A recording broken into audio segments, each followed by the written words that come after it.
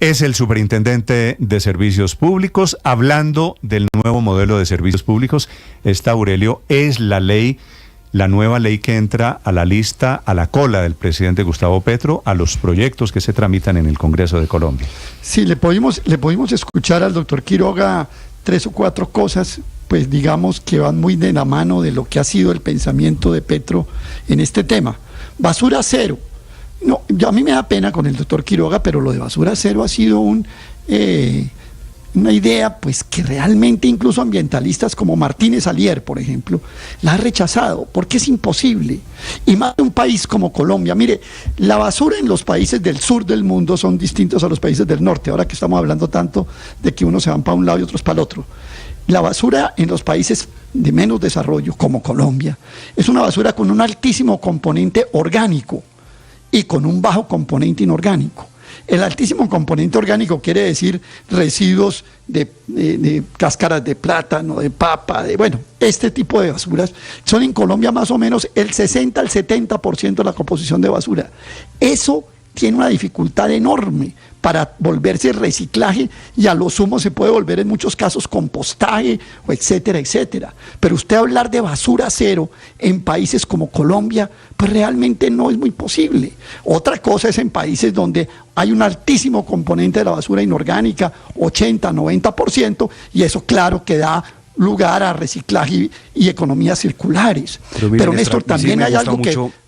No, a todo el mundo le gustan las cosas, pero una cosa es que a uno le guste y otra cosa es que puedan ser ciertas, que puedan ser reales. Pero escuchemos, a usted no le gustó, Aurelio, escucho opiniones sobre... Pero para terminar con el tema de las comunidades energéticas. Las comunidades energéticas son en el fondo, usted mismo lo dijo, privatizaciones en pequeña escala. Ahora, el sector privado hoy es predominante, pero en grado altísimo, en las energías renovables. Acabaron de inaugurar el parque solar de 400.000 paneles solares en el Cesar de Enel, ¿sí? Y los parques solares de Ecopetrol son de una firma norteamericana que se llaman EIS.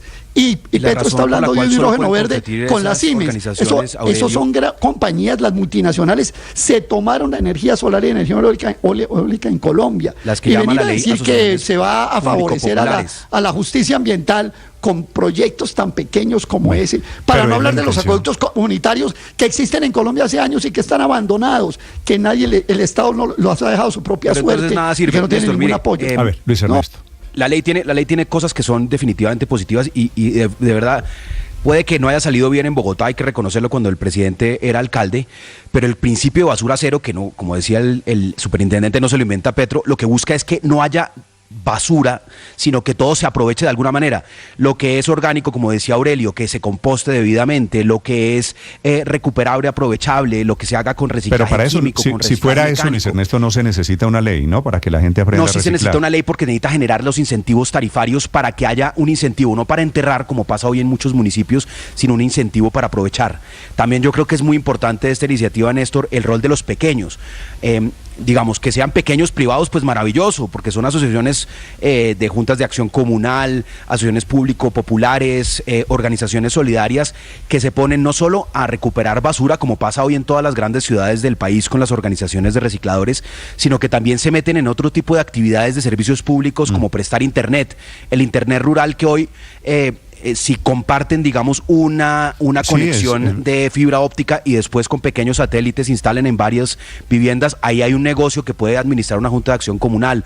O ser competitivos, por ejemplo, para recolectar energía solar, pero como hoy no se la pueden vender a una red interconectada, porque esos grandes negocios, como lo decía Aurelio, de Enel y otros, pues lo que permite la ley es facilitar que estas pequeñas organizaciones participen y que tengamos incentivos económicos para que la basura no se entierre, sino se aproveche. En el papel, claro, eso suena perfecto, sí, señor. 7:45 minutos. Déjeme decir 3 cosas. Un segundo, Héctor. María Consuelo. A mí me parece interesantísimo que al superintendente le parezcan lentas las comisiones de regulación, porque nos lo dijo clarísimo, es que son muy lentas para tomar decisiones. Por eso las facultades extraordinarias que le dan al presidente. Pero son muy lentas si no nombran a los miembros en propiedad, porque el 24 de enero le tocó al Tribunal de Cundinamarca pronunciarse porque solo uno de los miembros estaba nombrado en propiedad y son 6. Entonces, si no nombran a los miembros de las comisiones, obviamente son lentas, y los lentos en nombrarlas han sido precisamente las personas del gobierno a quienes les corresponde ya nombrarlas. Es que recordemos que las comisiones lo que permiten es un equilibrio técnico precisamente para establecer las tarifas de los servicios públicos, y en el tema de energético es fundamental. María Consuelo, parece un tema menor tres cositas, que haya comisiones llenas de técnicos, lo que permite es pensar a mediano plazo. Claro, y les parecen lentas porque no las nombran. Cuando las decisiones se toman por políticos sin criterios técnicos, obviamente suelen ser decisiones inmediatistas, pensando en las elecciones, pensando en el resultado para hoy político. Y hambre para mañana. Tres cositas, Néstor, señor. Pero se las digo en titulares para no alargarme. Vale. La primera es que yo dudo de la capacidad política del gobierno del presidente Petro para aprobar cualquier cosa. A mí me parece que todos los proyectos de ley, de acto legislativo que se han venido anunciando por parte de los ministros tienen muy poca probabilidad de ser aprobados en el Congreso. ¿Echando carreta innecesariamente, me dice usted?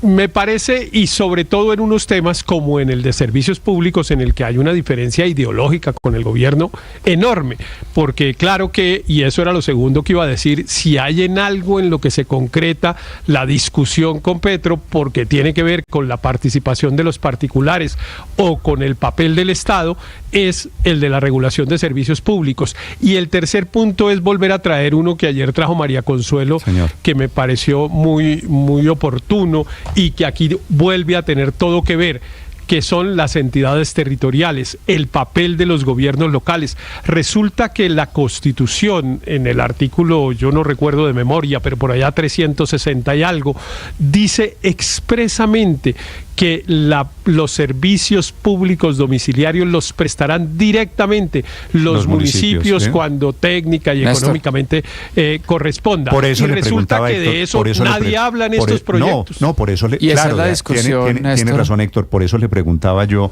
al señor superintendente por el modelo de basuras en Bogotá. ¿Usted se acuerda? Eso fue plena autonomía en ese momento del alcalde de Bogotá, que destruyó... Claro, es que así tiene que ser.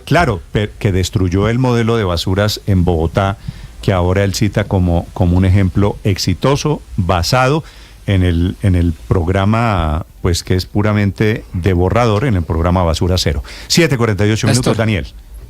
Néstor, y esa es la discusión que ha traído Héctor varias veces a colación. ¿Qué hace el gobierno nacional metiéndose en temas que son estrictamente de las alcaldías locales? Héctor siempre ha puesto el ejemplo de los parques.